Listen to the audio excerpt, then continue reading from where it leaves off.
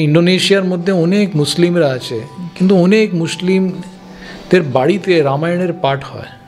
সবাইয়ের ওপরে অনন্ত কোটি ব্রহ্মাণ্ডের ওপরে একটাই ভগবান আছে যে সব কিছু চালায়।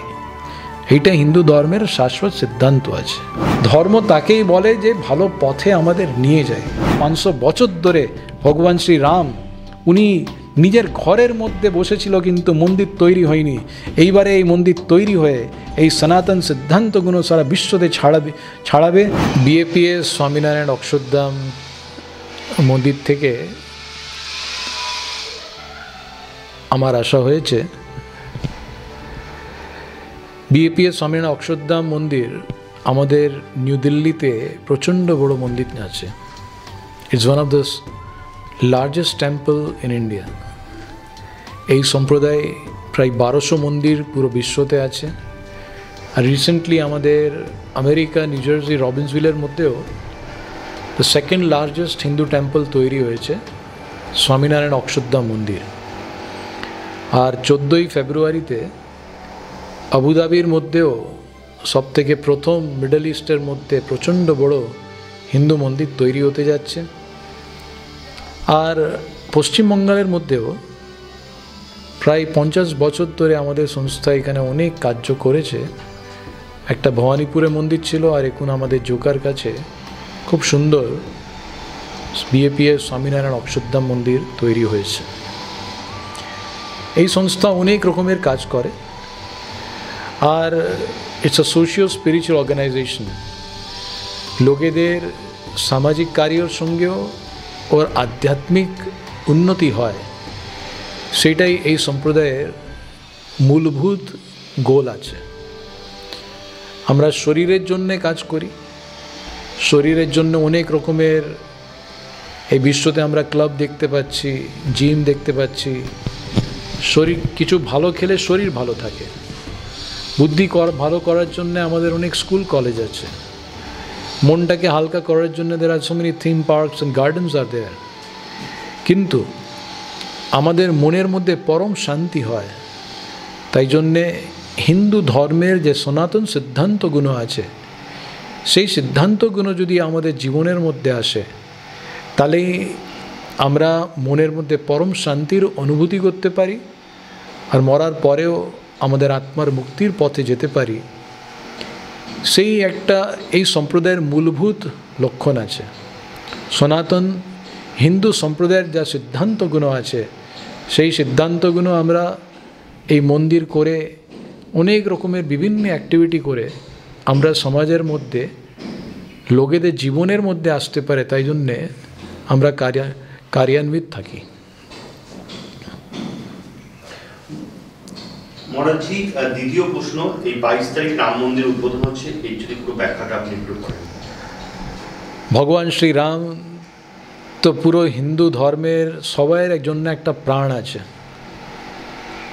ভগবান শ্রীরামের তো আমরা মন্দির বানাতে যাচ্ছি, কিন্তু লক্ষ লক্ষ বছর থেকে ভগবান শ্রীরাম সব হিন্দুদের হৃদয়ের ভেতরে আছে। হিন্দু না আছে, কিন্তু যে কেউ লোক উন্নতি যদি করতে চায়, আধ্যাত্মিক উন্নতি, তাহলে ওরা ভগবান শ্রী রামের মধ্যে শ্রদ্ধা রাখে, রামায়ণের পাঠ করে। আপনাদের আশ্চর্য হবে যে ইন্দোনেশিয়ার মধ্যে অনেক মুসলিমরা আছে, কিন্তু অনেক মুসলিমদের বাড়িতে রামায়ণের পাঠ হয়। কারণ রামায়ণের যা সিদ্ধান্তগুলো আছে, সে সনাতন হিন্দু ধর্মের সিদ্ধান্ত। আর সেই সিদ্ধান্ত নিয়ে যদি আমরা চলি, তাহলে মনের মধ্যে শান্তি হবে। আর সেই সিদ্ধান্তগুলো রাম ভগবান নিজের জীবনে নিয়ে সবাইকে দেখিয়েছিলেন। আর তাই জন্যে ভগবান স্বামীনারায়ণ আজ থেকে 225 বছর আগে ওনার হলো এই পৃথিবীতে। উনিও ভগবান রামকে খুব ভালোবাসতেন। উনি ছোটোবেলায় উনার যে গ্রাম ছিল, যেখানে ওনার জন্ম হয়েছিল ভগবান স্বামীনারায়ণ, সেটা অযোধ্যার কাছে 40 কিলোমিটার দূর ছাপ্পাইয়া করে একটা গ্রামে ভগবান স্বামীনারায়ণ ছোটোবেলা থেকে রাম ভগবানের মন্দিরে যেতেন। যেখানে রাম জন্মভূমি আছে, ওইখানেও ভগবান স্বামীনারায়ণ যেতেন, ওইখানে প্রবচনগুলো শুনতেন। তাহলে ভগবান রামের সঙ্গে তো আমাদের বহুকাল থেকে একটা আলাদা সম্বন্ধ আছে। আর আমাদের গুরুজি মহন্ত সাই মহারাজ, উনার গুরুজি প্রমুখ সাই মহারাজ, যিনি দিল্লিতে গান্ধীনগরে অক্ষরধাম তৈরি করেছেন, তিনি কলকাতার মধ্যেও খুব সুন্দর স্বামীনারায়ণ অক্ষরধাম মন্দির তৈরি করেছেন, উনি রাম জন্মভূমির যখন খুঁটি পুজো হলো আর সেই খনন করার সময় সব থেকে প্রথম শিলা আমাদের গুরুজি প্রমুখ সাই মহারাজ পাঠিয়েছিলেন, সে ভিডিওটাও আপনারা দেখবেন। কিন্তু আমাদের ভগবান শ্রী রামের সঙ্গে সম্বন্ধ আছে, কারণ আমরা সনাতন হিন্দু ধর্মেতে মানি, আর আমাদের হিন্দু ধর্মের যে সিদ্ধান্তগুলো আছে সে সব সম্প্রদায়ের মধ্যে সমান আছে। তাই জন্যে রাম ভগবানের সম্প্রদায় হোক বা কৃষ্ণ ভগবানের সম্প্রদায় হোক বা শিব ভগবানের সম্প্রদায় হোক, সব সম্প্রদায় আমাদের নিজেরই সম্প্রদায়। এই ভাবনা থেকে এত সুন্দর মন্দিরের কাজ হচ্ছে, ওর মধ্যে আমাদের সবাইকে খুব আনন্দ আছে। আর আমাদের সংস্থাকেও, বিএপিএস স্বামীনারায়ণ সংস্থাকেও খুব এর মধ্যে আনন্দ আছে। মহারাজজি, এই যে সাধুদের উপর নিগ্রহ করা হলো পুরুলিয়াতে, এই ব্যাপারে যদি আপনি একটু কিছু বলেন। সাধুদের ওপরে নিগ্রহ সে যে কোনো প্রান্তেই হোক, এটা তো ঠিক নেই। মানে এর মধ্যে যা কিছু কেন্দ্রীয় সরকার আর of course central government and the state government must be working on it. আমি খুব ডিটেলসটা জানি না, কিন্তু সাধুদের ওপরে নিগ্রহ করা সেটা তো উচিত নেই। এই যে 22 তারিখ রাম মন্দির প্রতিষ্ঠা হচ্ছে, মানে রাম হচ্ছে, অনেকে বলছে যে এখনো মন্দির পূর্ণ গঠন হয়নি, কিন্তু মেন যে মন্দির সেই মন্দির কিন্তু অলমোস্ট কমপ্লিট, মন্দির কর্তৃপক্ষ জানিয়ে দিয়েছে। তো এই ব্যাপারে যদি একটু কিছু বলেন। আমি খুব শাস্ত্রর দিক থেকে খুব জানি না, কিন্তু আমাদের সম্প্রদায়ের মধ্যেও সব মন্দিরগুলো তো বৈদিক পরম্পরা থেকেই তৈরি হয়েছে। তাহলে মন্দিরের ভেতরে যেখানে ঠাকুর বসবে ওই জায়গাটা যদি খুব সুন্দরভাবে হয়ে যায়, তাহলে ওইখানে প্রতিষ্ঠা, আমাদের স্বামীনারায়ণ সম্প্রদায়ের মধ্যে অনেক মন্দিরের মধ্যে এরকম করে প্রতিষ্ঠা হয়েছে। আর এই প্রতিষ্ঠা বৈদিক সম্প্রদায় আর বৈদিক প্রণালিকা সেই অনুযায়ী সব প্রতিষ্ঠা হবে। তাই জন্যে এর মধ্যে তো কিছু আপত্তিজনক নেই। আর আমাদের খুব উৎসাহ আছে যে ভগবান শ্রীরাম এই মন্দিরের মধ্যে প্রতিষ্ঠিত হবে। যা কিছু অল্প সাধারণ কাজ বাকি থাকবে মন্দিরের, সেই কাজটা তো চলতে থাকবে। যে 500 বছরের একটা ভারতবর্ষের ইতিহাস, এখানে রাম মন্দির প্রতিষ্ঠা হচ্ছে অযোধ্যাতে, গোটা পৃথিবী থেকে লোক দেখবে এই রাম মন্দিরের। এই যদি পুরোটা একটু চিত্রটা ব্যাখ্যা করেন, আপনারা কিভাবে আগে দেখেছেন, এখন কিভাবে দেখছেন, এবং মন্দিরটা প্রতিষ্ঠা হচ্ছে, তো এই ব্যাপারে যদি একটু ছোট্ট ব্রিফ করেন আপনি। দেখুন, একটা জিনিস আমাদের সবাইকে খুব বুঝতে হবে, আর সেটা হচ্ছে হিন্দু ধর্মের সনাতন সিদ্ধান্তগুলো। আমাদের ভারতবর্ষের মধ্যে আমরা এরকম মানি যে একম সদ বিপ্রাহা বহুধা বদন্তি, মানে সবার ওপরে একটাই আলটিমেট ট্রুথ আছে, একটাই সত্য আছে। আর সেই সত্যকে বিভিন্ন মনীষীরা, বিভিন্ন ঋষিরা, বিভিন্ন আধ্যাত্মিক মিস্টিক্সরা, they see that truth from different angles. কিন্তু একম সদ বিপ্রাহা বহুধা বদন্তি এর মানে আমরা সবাই হিন্দুরা এরকম মানি, সবকা মালিক এক। আমাদের তো ভারতের মধ্যে ট্রাকের পেছনেও লেখা থাকে সবকা মালিক এক। বিভিন্ন সম্প্রদায় আছে, কিন্তু সব সম্প্রদায়ের ওপরে, সবাইয়ের ওপরে, অনন্ত কোটি ব্রহ্মাণ্ডের ওপরে একটাই ভগবান আছে যে সব কিছু চালায়। এইটা হিন্দু ধর্মের শাশ্বত সিদ্ধান্ত আছে, সেটা প্রথম সিদ্ধান্ত আছে। এবার অনেকজন বলবে যে সব থেকে ওপরে কে আছে? রাম আছে, কৃষ্ণ আছে, স্বামীনারায়ণ আছে, বিষ্ণু আছে, মহাবিষ্ণু আছে। আমরা হিন্দু ধর্মেতে এরকম মানি, যাকে আপনি মানছেন সেই আপনার জন্য সর্বোপরি। আপনি যদি ভগবান রামের সঙ্গে, রামের মধ্যে বিশ্বাস করেন, তাহলে আপনার জন্য সব থেকে ওপরে রাম বসে আছে। আপনি যদি কৃষ্ণ ভগবানে বিশ্বাস করেন, আপনার জন্য সব থেকে ওপরে ভগবান কৃষ্ণ বসে আছে। কারণ আমরা এইরকম মানি যে সব থেকে ওপরে একই ভগবান আছে, আর সেই ভগবান বিভিন্ন অবতার ধারণ করে। আর যে সময়ে যে ভগবানের অবতার ধারণ করবে তার নামটা নিয়ে নেবে। তাহলে হিন্দু ধর্মের দ্বিতীয় সিদ্ধান্ত হচ্ছে অবতারবাদ।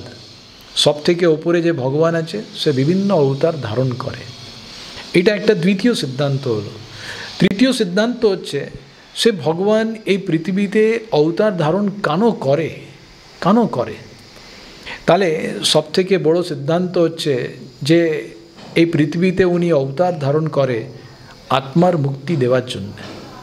দেখবেন আপনি যে কোনো হিন্দু সম্প্রদায় একটা অবতার হচ্ছে, সেই অবতারের মধ্যে থেকে বিভিন্ন সম্প্রদায় তৈরি হচ্ছে, আর সেই বিভিন্ন অবতারের বিভিন্ন সম্প্রদায় থেকে বিভিন্ন রকমের দর্শন, বিভিন্ন রকমের ফিলসফি, বিভিন্ন রকমের পথ তৈরি হচ্ছে। কিন্তু সব পথের আলটিমেট গোলটা কি? আত্মার মুক্তি। কারণ being Hindus we believe that we all are eternally pure, spiritually pure. আমরা মানি পুরুষ মহিলা, একটা কুকুর বেড়াল, সবাইয়ের মধ্যে আত্মা সমান আছে। আর সেই আত্মার মুক্তি, সেইটাই সব সম্প্রদায়ের একটা আলটিমেট গোল আছে। সেটা হচ্ছে তৃতীয় সিদ্ধান্ত হিন্দু সনাতন ধর্মের।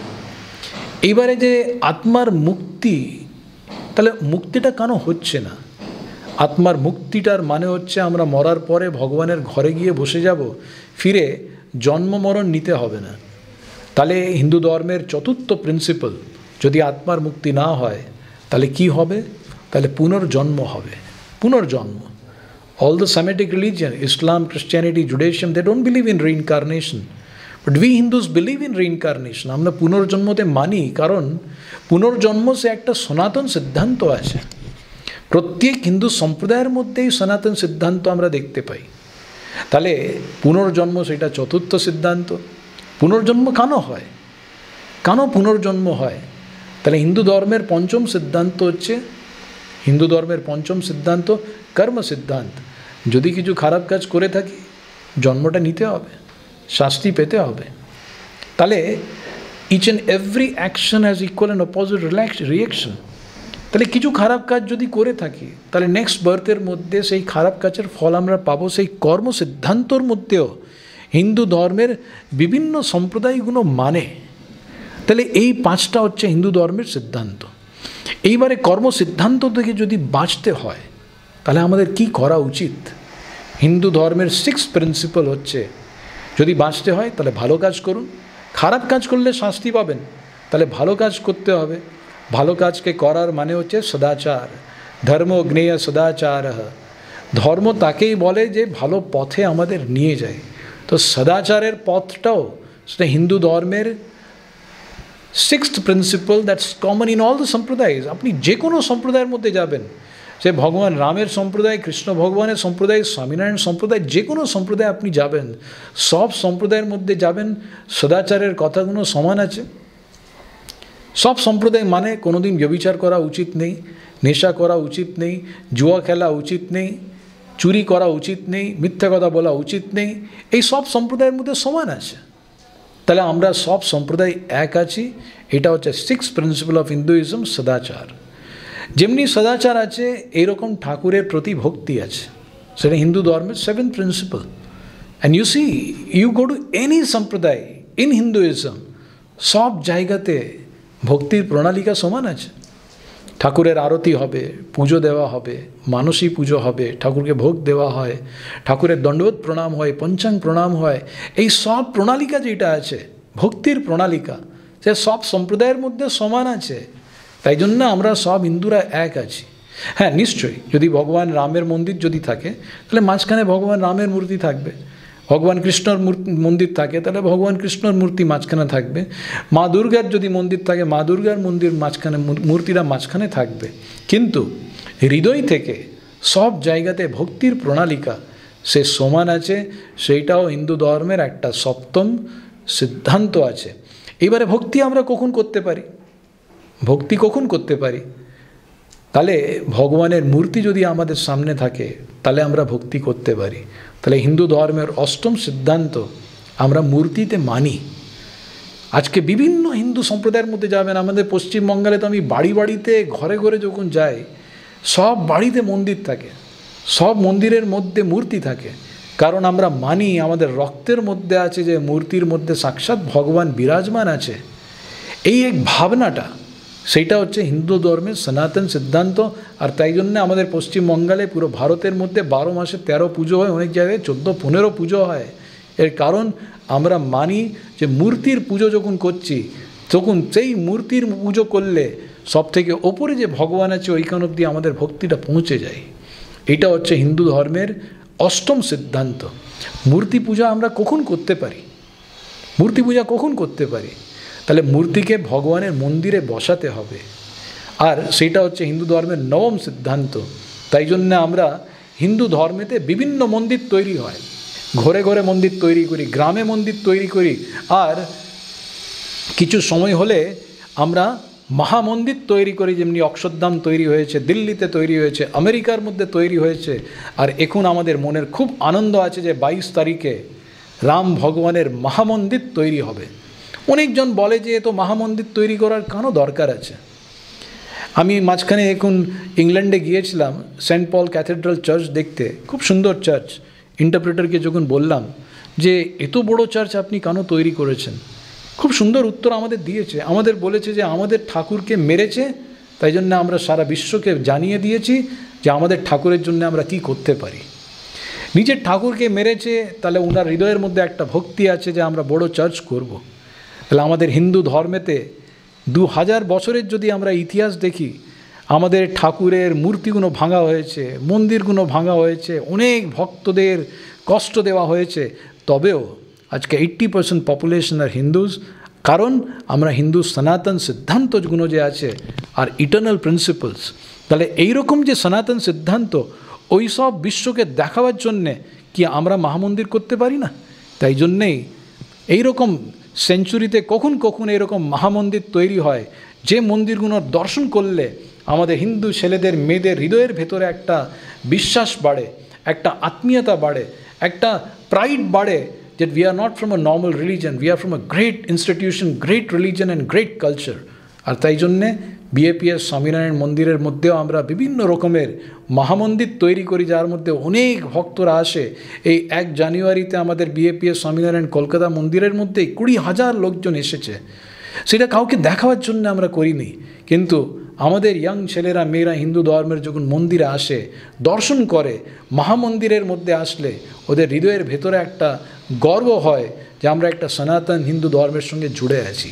তাই জন্যেই মন্দির সেটাও হিন্দু ধর্মের একটা নবম সিদ্ধান্ত, and the 10th principal of Hinduism and not the least, one of the most important principal of Hinduism is গুরুনিষ্ঠা। যতই সিদ্ধান্তর আমরা কথা বলেছি সনাতন ধর্মের, এই সব সিদ্ধান্তগুলো আমাদের জীবনে তখনই আসতে পারে যখন আমাদের হৃদয়ের ভেতরে ব্রহ্মনিষ্ঠ গুরু যখন আমরা পাই। তাই জন্যই আমাদের হিন্দু ধর্মতে বলা হয় গুরু ব্রহ্মা গুরু বিষ্ণু গুরু দেব মহেশ্বর গুরু সাক্ষাৎ পরব্রহ্ম তস্মৈ শ্রী গুরবে নমঃ। তাহলে গুরুনিষ্ঠা সেই হিন্দু ধর্মের একটা সনাতন সিদ্ধান্ত। যেমনি শ্রী অরবিন্দ ঘোষ বলতেন, অনেকবার বলতেন যে অমাবস্যার রাত্রিরে যদি কেউ অন্ধ লোক কালো বেড়াল খুঁজতে যায়, সে পাওয়া খুব কঠিন। এই রকম আত্মার পরমাত্মার সাক্ষাৎকার করা খুব কঠিন আছে, কিন্তু যদি গুরু পাওয়া যায় তাহলে গুরু আমাদের জ্ঞান চক্ষু দেবে, তার থেকে বুঝতে পারি যে কালো বেড়ালটা সামনেই দাঁড়িয়ে আছে। তাহলে প্রত্যেক হিন্দু সম্প্রদায় গুরুর মধ্যে মানে। তাহলে এই 10টা সিদ্ধান্তর যে আমরা কথা বললাম, সেইটা হচ্ছে সনাতন হিন্দু ধর্মের সিদ্ধান্ত, প্রত্যেক হিন্দু সম্প্রদায়ের মধ্যে কমন আছে। আর তাই জন্যে আমাদের আনন্দ হচ্ছে যে 500 বছর ধরে ভগবান শ্রী রাম উনি নিজের ঘরের মধ্যে বসেছিল, কিন্তু মন্দির তৈরি হয়নি। এইবারে এই মন্দির তৈরি হয়ে এই সনাতন সিদ্ধান্তগুলো সারা বিশ্বতে ছাড়াবে, আর লোকেদের একটা বুঝতে পারবে যে ভগবান শ্রী রাম কীরকম ছিলেন। যে 10টা সিদ্ধান্তর আমরা কথা বললাম, সব সিদ্ধান্তগুলো ওনার জীবনের মধ্যে ছিল। তাই জন্যে ভগবান শ্রীরামকে আমরা ভালোবাসি। ভগবান স্বামীনারায়ণ, ভগবান কৃষ্ণ, ভগবান শঙ্কর, মা দুর্গা সব সনাতন হিন্দু ধর্মের সব সিদ্ধান্ত নিয়ে চলতেন। তাহলে এই সনাতন হিন্দু ধর্মের সিদ্ধান্ত সেইটা ন্যাচারাল লস অফ স্পিরিচুয়ালিটি আছে। দে আর নট ম্যান মেড। এটা কোনো পেপারের মধ্যে লিখে ছাড়িয়েছে এরকম ন, বা স্ট্র্যাটেজি করে একদম এক্সপ্যান্ড করা হয়েছে এরকমই নেই। This are natural principles of spirituality, natural laws of peace, natural laws of tranquility, natural laws of serenity. আর তাই জন্যেই এই সিদ্ধান্তকে সনাতন সিদ্ধান্ত বলা হয়। আর এই সনাতন সিদ্ধান্তকেই আমরা অক্ষরধাম মন্দিরের মধ্যে প্রস্থাপিত করি। এই সনাতন সিদ্ধান্তকে আমরা আমেরিকার অক্ষরধাম মধ্যে প্রস্থাপিত করেছি। এই সনাতন সিদ্ধান্তকে আমরা 14ই ফেব্রুয়ারি আমরা মিডল ইস্টের মধ্যে আবুধাবিতে মন্দির তৈরি হবে, ওইখানেও সব প্রস্তাবিত হবে। আর যে কোনো বড় মন্দির হয় হিন্দু ধর্মের, যেখানে এই 10টা সিদ্ধান্তগুলো প্রস্তাবিত হয়, আর মধ্যে আমাদের খুব আনন্দ আছে। আর 22 তারিখে ভগবান শ্রী রামের মন্দির তৈরি হয়ে যে এই সনাতন সিদ্ধান্তগুলো পুরো ভারতের মধ্যে একটা উদ্ঘোষ হবে, ওইটারও আমাদের মনের মধ্যে খুব আনন্দ আছে।